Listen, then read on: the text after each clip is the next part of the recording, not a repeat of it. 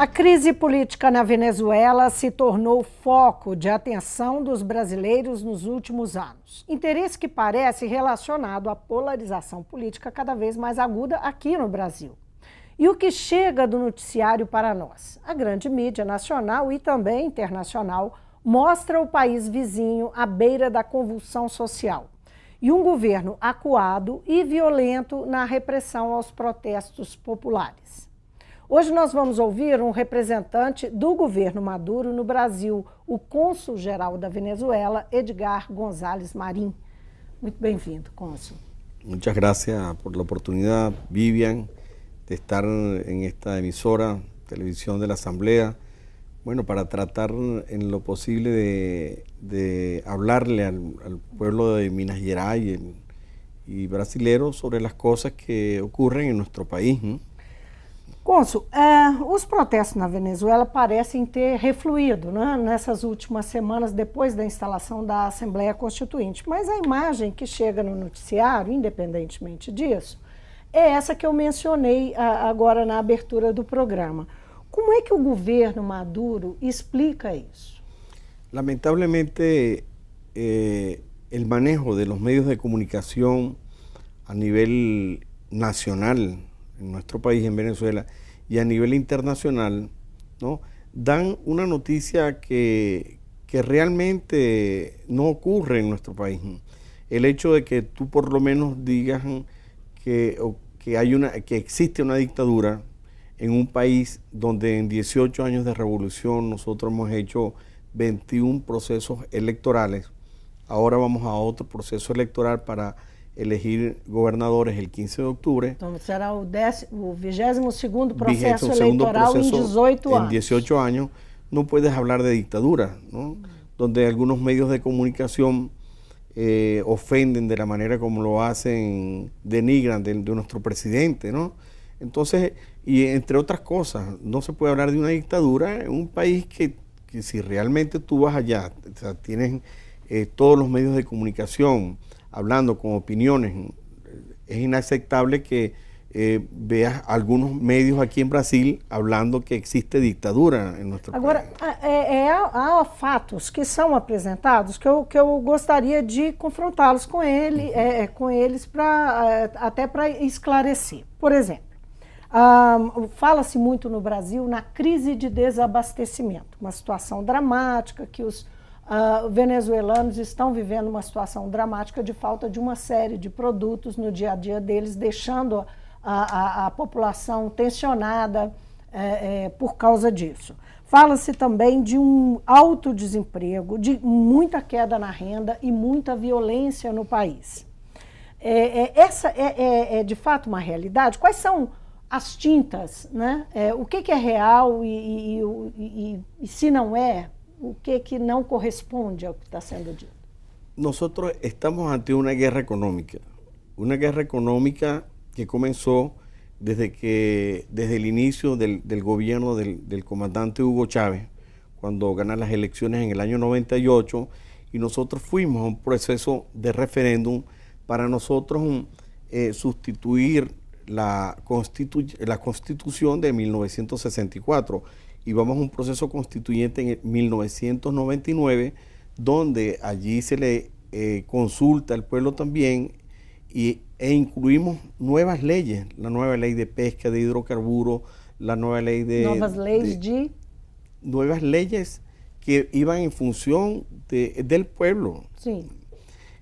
¿Qué ocurrió con esto? Que esas leyes afectaban a un sector de la economía que manejaba siempre la economía o los hidrocarburos en nuestro país. ¿Cuál sector? El sector hidrocarburos, el sector alimentación, y la consecuencia de eso fue un golpe de Estado en el año 2002.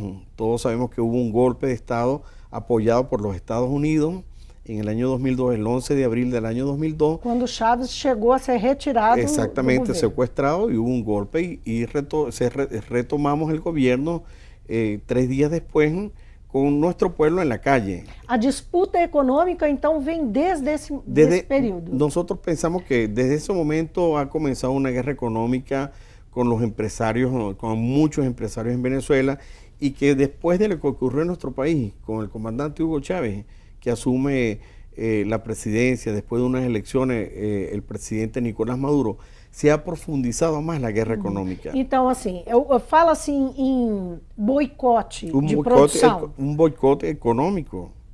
Isso é um fato? Isso justificaria essa situação? Esses elementos todos? Não tem, por exemplo, um fator importante que é a queda do valor do petróleo e a economia da Venezuela ser muito dependente Justamente, mire, la caída del barril de petróleo que estuvo cuando el presidente Chávez estuvo más o menos en 100, 102 dólares por barril y después fue cayendo. Esas son políticas dirigidas por el gobierno norteamericano. O sea, la caída del precio del petróleo no es porque hubo mucha, la oferta supera la demanda, no, es inducido y es precisamente porque por el interés que tiene el gobierno norteamericano, ¿no? y parte de la derecha venezolana en los intereses económicos, en los intereses energéticos de nuestro país.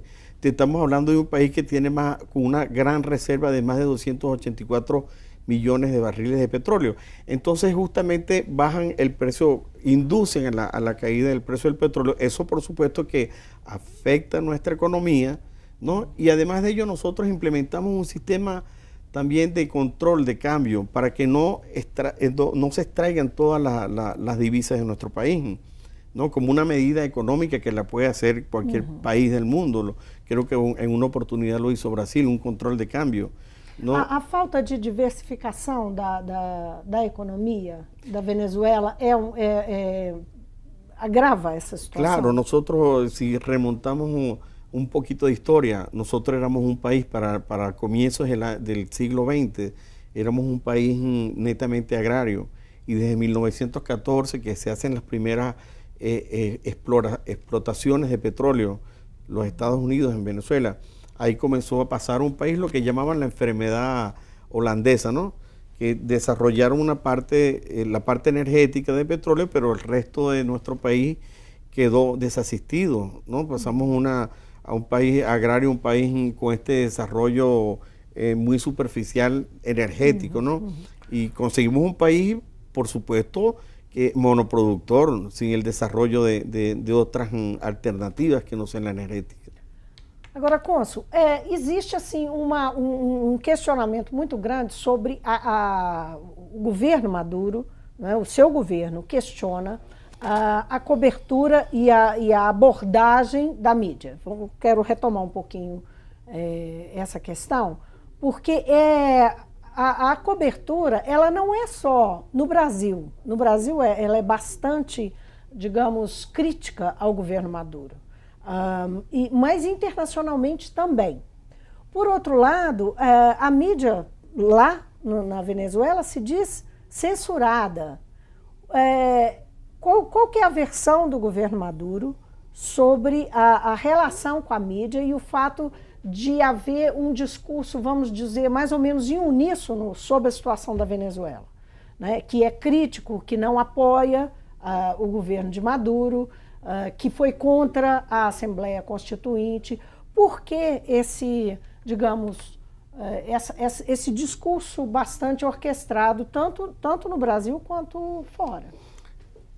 La libertad de expresión es fundamental en cualquier país democrático del mundo, ¿no? Y nosotros tenemos libertad de expresión.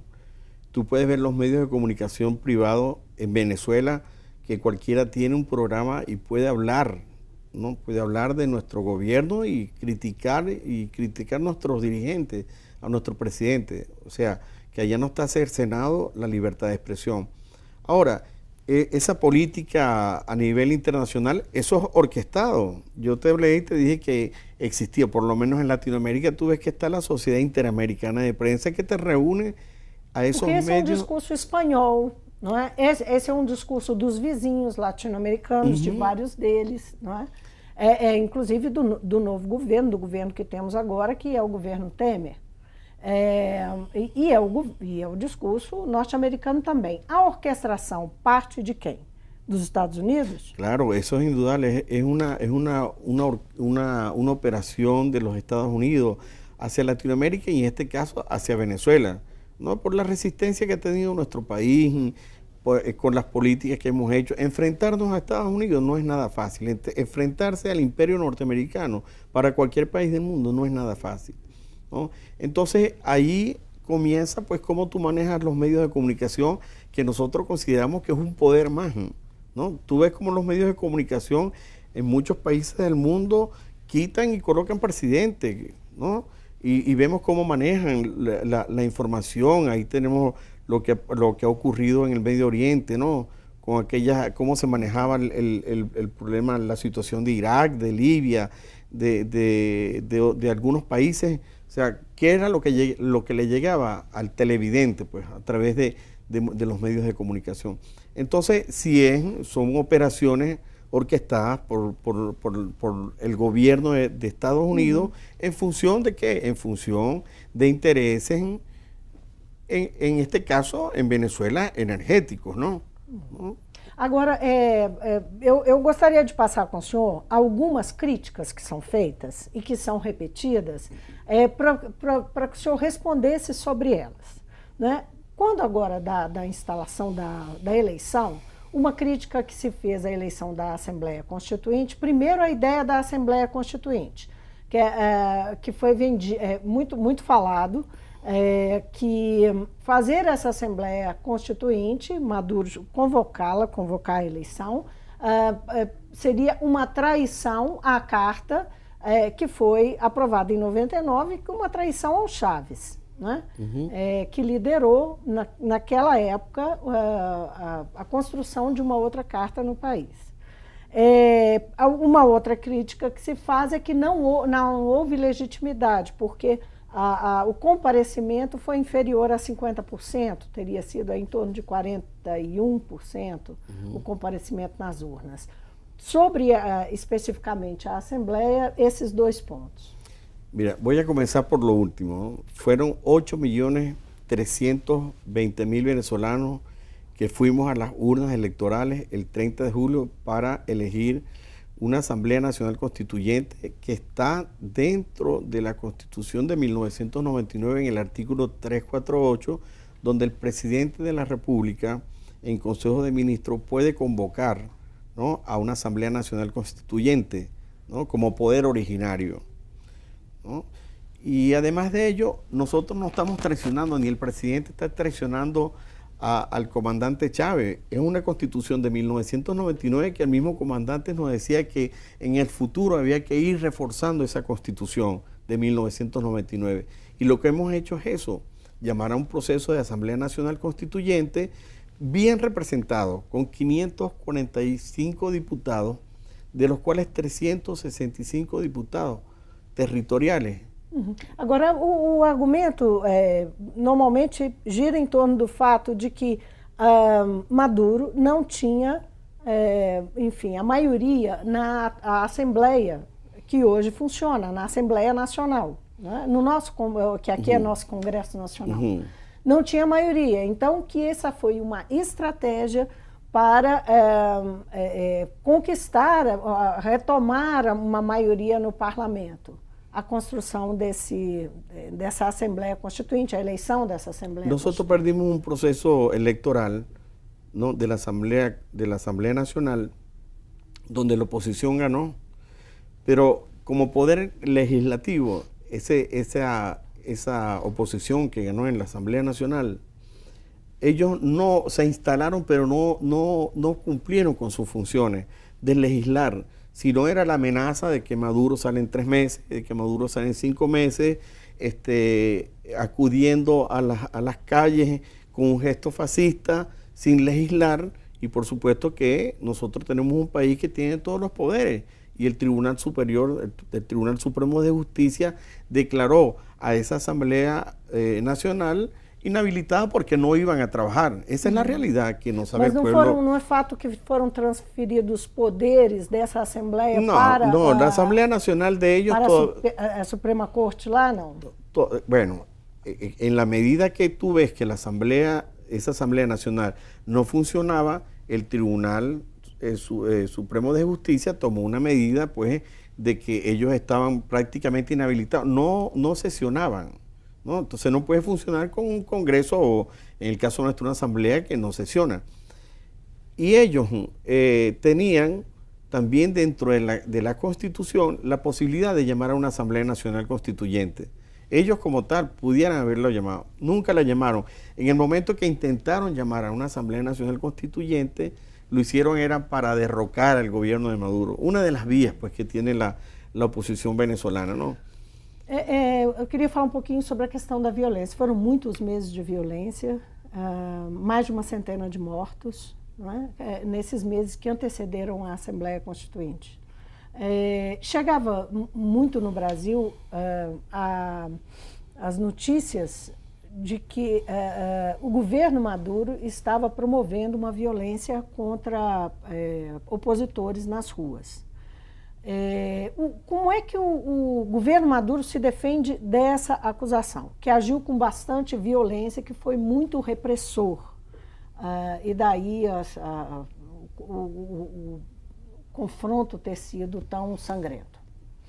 Por sua vez, Maduro disse que opositores estavam agindo como terroristas. ¿No? Terroristas, o quizás nosotros le llegamos a ver el rostro más cerquita al fascismo, ¿no?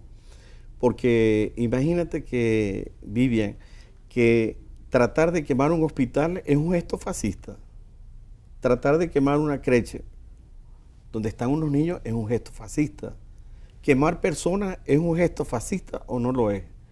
Entonces, así era que actuaba la oposición venezolana, a través de grupos violentos. Por supuesto que ellos estaban detrás de eso, mantenían económicamente el gobierno de Estados Unidos con una oposición fascista en Venezuela también, mantener la violencia en las calles. Si nosotros hubiésemos visto, o sea, si cualquier persona ver los medios de comunicación como Telesur u otros medios de comunicación, vemos cuál era la resistencia que tenía la Policía Nacional Bolivariana y las Fuerzas Armadas ante el embate de aquel fascismo, ¿no?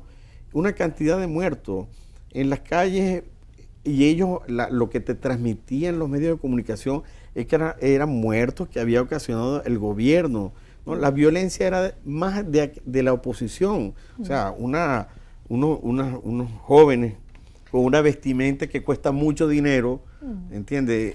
Directo a atacar centros de educação, isso é violência. Agora, Consul, existe alguma investigação em curso por parte do governo Maduro na intenção de apresentar provas sobre esses atos terroristas para a comunidade internacional? Sim, sim.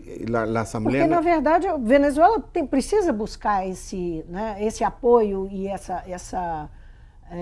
digamos, esse reconhecimento da comunidade internacional. A Assembleia Nacional Constituyente tem uma comissão de la verdade e uma comissão que está funcionando para demostrarle al mundo, no a nosotros, porque nosotros sabemos cómo actúa la derecha, la oposición en Venezuela, ¿no? Y quién está detrás de todo eso. Es para demostrarle al mundo, ¿no? Demostrarle de quién fue el responsable de los muertos que hubo ahorita en estos 118 días de violencia en nuestro país, de lo que ocurrió en el año 2015, de lo que ocurrió en las guarimbas, estos hechos de violencia en el año 2014. Entonces hay una comisión de la verdad que está funcionando para decirle al mundo lo que realmente ocurrió en nuestro país. As prisões que foram feitas de opositores, esses opositores, eles permanecem presos? E eles, como é que é a situação jurídica deles? Eles estão respondendo a processo? Eles estão com acesso a toda a proteção legal? Claro. Porque aqui chega muito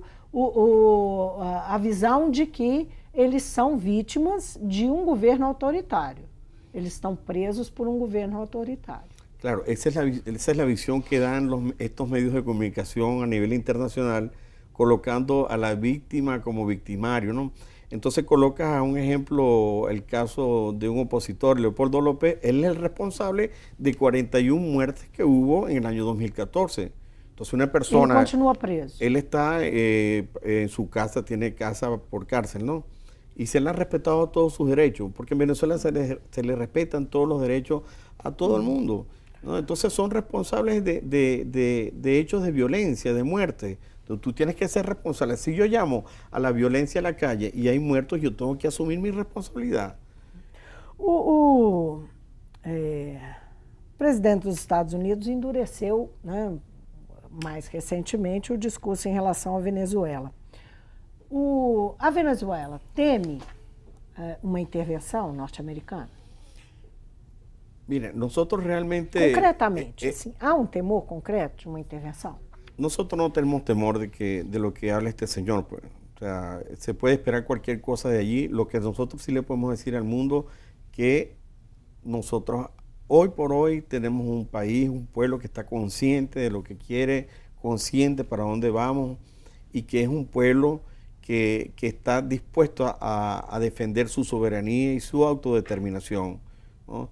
Lo que haga el presidente de Estados Unidos es impredecible. Fíjate tú que la semana pasada hubo la reunión de la ONU, que es un organismo multilateral donde cualquiera que se pare a hablar en la ONU busca lo hace en función de llamar a la paz del mundo.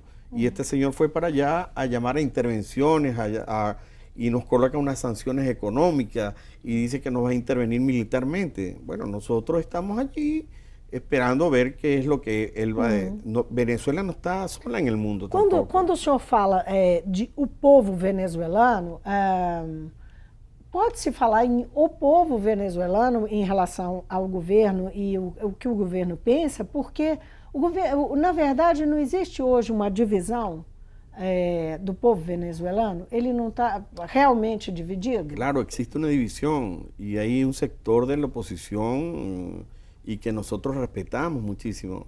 Sim, porque mas tiene que eu pergunto isso, inclusive, em relação à possibilidade de desestabilização que, por exemplo, as ações dos Estados Unidos podem provocar num país que tem uma população dividida sobre o governo, mais dividida. Porque dividida todas são, né? Não existe unanimidade, graças a Deus, né? Tiene que haber una divergencia entre Mas o todos. senhor está entendendo o que eu estou dizendo? Sí, yo entiendo la pregunta. O quanto é um terreno fértil, não é? Nosotros hemos llamado, el presidente Maduro, inclusive el presidente Chávez, el presidente Maduro, hemos llamado a la oposición a dialogar, porque nosotros queremos paz, nosotros no queremos guerra. Já conseguiu algum diálogo? Claro, se han conseguido diálogo. Ahorita, precisamente, el gobierno de República Dominicana ha llamado a un diálogo, ¿verdad? Intermediando para llegar a acuerdos con la oposición, pues de diálogo, porque nosotros queremos un país en paz. Vamos a resolver las cosas en paz, no en guerra. Nosotros no queremos guerra. A República Dominicana está intermediando uma conversa com a oposição venezuelana. Con la oposición venezolana, y nosotros hemos ido, nuestros representantes han estado en las reuniones, ¿no? Ellos han tratado de no ir a las reuniones. No sabemos el por qué la oposición venezolana le tiene miedo al diálogo. Existen otras vías de salida para la solución de los problemas de nuestro país. Só para a gente chegar perto do final da nossa conversa, porque o nosso tempo já está se esgotando, houve um encontro recente do Donald Trump. Ele recebeu o presidente da Colômbia e o presidente do Brasil, Manuel Santos e Michel Temer, e falou se manifestou sobre uma eventual intervenção militar na Venezuela. Eu mencionei isso antes. E Temer, isso tudo são conversas relatadas, nada confirmado, mas teria havido isso. Michel Temer teria dito que não, que ele não é favorável a uma intervenção militar, mas que é favorável a digamos, um aumento da pressão sobre o governo da Venezuela para uma mudança de rota. Como é que o governo o governo de Maduro vê essa ação brasileira? Como é que estão as relações entre Brasil e Venezuela?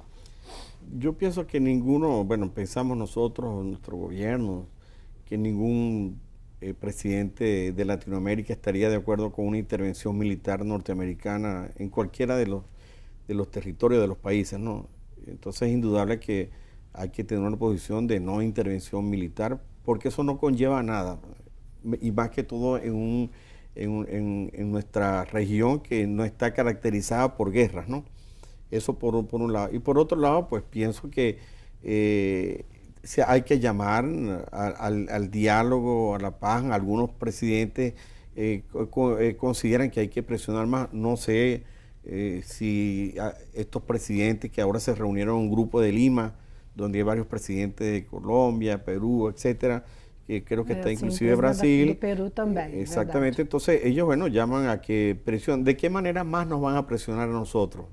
¿De qué forma? La relación de Brasil y Venezuela ha disminuido mucho por el hecho de que ya sabemos todo lo que ocurrió el año pasado con la presidenta Dilma y cómo se ha ido desarrollando este gobierno que por la cual pasó esta situación política el presidente Dilma Rousseff. Pero nosotros, bueno, la idea es seguir dentro de la integración latinoamericana, la unión. No hacemos nada y mantenemos eso, imagínate tú. Apesar das orientações ideológicas diferentes e de algumas inconformidades, o governo da Venezuela entende que é necessário que haja essa relação permaneça. Claro. ¿Sería eso? Eso es nosotros no podemos cerrarnos ¿qué es lo que queremos nosotros? Queremos la paz, queremos la guerra, nosotros queremos la paz y hay que contribuir para que nosotros todos, pues en la región, ahí están los organismos, la UNASUR, la CELAC, el ALBA, Petrocaribe, ¿no? Mercosur, que hay que buscar la forma de resolver las situaciones que tiene cada país en función de ayudar. Podemos tener divergencia política, ¿no? Nosotros tenemos una divergencia política con muchos gobiernos, ¿no? Y ha cambiado mucho la geopolítica en los últimos 2 años en Sudamérica, donde tenía otros gobiernos de avanzada, como en Argentina, como en Paraguay, como aquí mismo en Brasil, ¿no? Y ha cambiado un poco esta situación geopolítica de Sudamérica, ¿no? Cônsul, muitíssimo obrigada. Que a Venezuela caminhe por bons caminhos e tenha aí um processo de recuperação econômica. Nós também estamos aqui numa situação bastante delicada, que a gente espera, né, seja passageira. E muito obrigada por ter vindo ao Mundo Político. Obrigado. Eu conversei com o cônsul-geral da Venezuela no Brasil, Edgar González Marim. O cônsul, ele participa em Belo Horizonte de um debate que faz parte do calendário do Comitê em Solidariedade à Venezuela, articulado pela Frente Brasil Popular aqui da capital, aqui de BH. Nós falamos da situação, foi uma oportunidade para que o cônsul-geral dê para nós a visão do governo Maduro sobre uma série de notícias que saem da Venezuela, sobre a Venezuela, a crise política, a situação econômica. Então, a visão do governo Maduro sobre essa situação. O Mundo Político fica por aqui. Obrigada por nos acompanhar e até o próximo programa.